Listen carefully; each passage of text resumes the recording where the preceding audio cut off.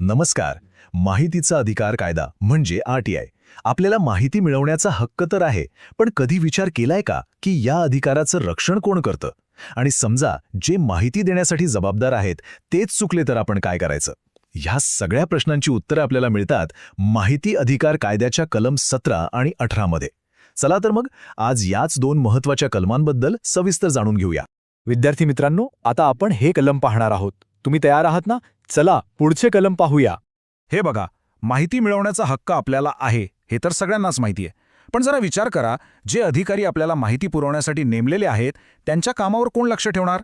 आणि जर त्यांनीच माहिती द्यायला नकार दिला किंवा टाळाटाळ केली तर आपली तक्रार ऐकणार तरी कोण? याच कठीण प्रश्नांची सोपी उत्तरं या दोन कलमांमध्ये आहेत. चला तर मग सुरुवात करूया कलम 17 पासून.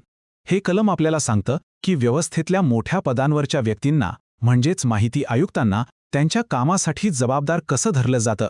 राज्य माहिती आयुक्त हे पद खूप महत्त्वाचं आणि शक्तिशाली आहे. ते जणू काही आपल्या माहिती मिळवण्याच्या हक्काचे संरक्षकच आहेत. पण विचार करा, या शक्तीचा गैरवापर झाला तर काय? आणि मग इथेच एक महत्त्वाचा प्रश्न येतो की जर खुद्द माहिती आयुक्तांकडूनच काही गैरवर्तन झालं किंवा ते आपलं काम नीट करू शकले नाहीत तर त्यांना पदावरून हटवण्याची काही सोय आहे का? तर याचं उत्तर आहे हो, नक्कीच आहे. आणि कलम 17 आपल्याला हेच सांगतं. तर मग ही प्रक्रिया नक्की चालते कशी? कलम 17 नुसार ही एक अतिशय काटेकोर प्रक्रिया आहे. सगळ्यात आधी राज्यपाल गैरवर्तन किंवा अकार्यक्षमतेच्या कारणावरून प्रकरण सर्वोच्च न्यायालयाकडे चौकशीसाठी पाठवतात.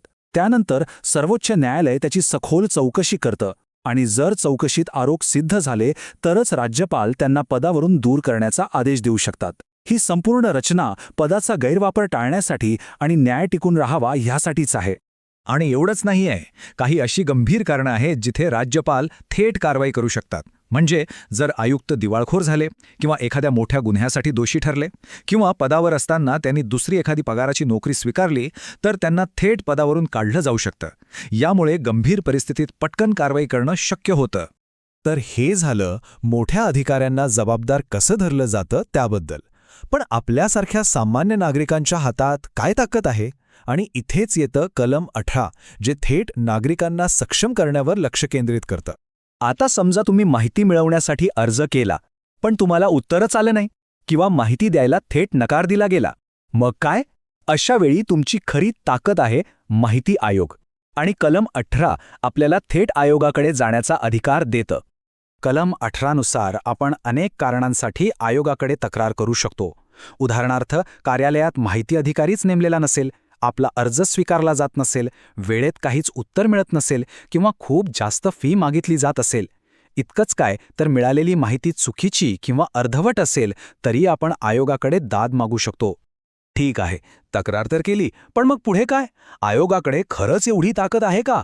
चला बघूया, कारण आयोगाचे अधिकार तुम्हाला नक्कीच आश्चर्यचकित करतील. बघा, माहिती आयोग म्हणजे फक्त तक्रारी ऐकणारी एक संस्था नाहीये. कायद्याने आयोगाला चौकशी करण्यासाठी चक्क एका दिवाणी न्यायालयाचे म्हणजे सिव्हिल कोर्टचे अधिकार दिले आहेत. याचा अर्थ खूप मोठा आहे. आयोगाचे निर्णय हे बंधनकारक असतात. आता या अधिकारांमुळे आयोग काय काय करू शकतं तर ते कुणालाही चौकशीसाठी बोलावू शकतात, म्हणजे समन्स पाठवू शकतात. महत्त्वाचे कागदपत्र सादर करायला सांगू शकतात. शपथेवर पुरावे घेऊ शकतात आणि कोणत्याही सरकारी कार्यालयातून रेकॉर्ड मागवू शकतात. खरं तर हे अधिकार आयोगाला सत्याच्या मुळाशी जाण्यासाठी ताकद देतात. चला तर मग या सगळ्याचा आपल्यासाठी म्हणजे प्रत्येक नागरिकासाठी नेमका अर्थ काय आहे ते समजून घेऊया. म्हणजे एक गोष्ट तर नक्की आहे की माहितीचा अधिकार कायदा हा काही कागदी वाघ नाही. जर कोणी अधिकारी माहिती देण्यात हलगर्जीपणा करत असेल किंवा टाळाटाळ करत असेल तर त्याचे परिणाम गंभीर असतात. आणि ते परिणाम म्हणजे दंड. कायद्याच्या कलम 20 नुसार जर माहिती अधिकाऱ्याने विनाकारण माहिती द्यायला उशीर केला, माहिती नाकारली किंवा मुद्दाम चुकीची माहिती दिली तर माहिती आयोग त्यांच्यावर रोज 250 रुपये याप्रमाणे तब्बल 25,000 रुपयांपर्यंतचा दंड लावू शकतो. आता विचार करा, एवढा मोठा दंड असेल तर अधिकारी चूक करायला घाबरतीलच, नाही का?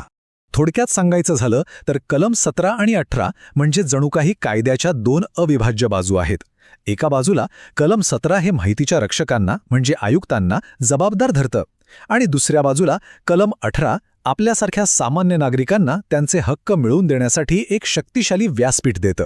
म्हणून एक गोष्ट नेहमी लक्षात ठेवली पाहिजे, माहितीचा अधिकार कायदा आपल्याला फक्त हक्क देत नाही, तर ते हक्क जपण्याची आणि त्याचं संरक्षण करण्याची ताकदसुद्धा देतो. कलम 17 आणि 18 ही त्याचीच 2 उत्तम उदाहरणं आहेत. आता खरा प्रश्न हा आहे की आपण सगळे या शक्तीचा वापर करायला तयार आहोत का?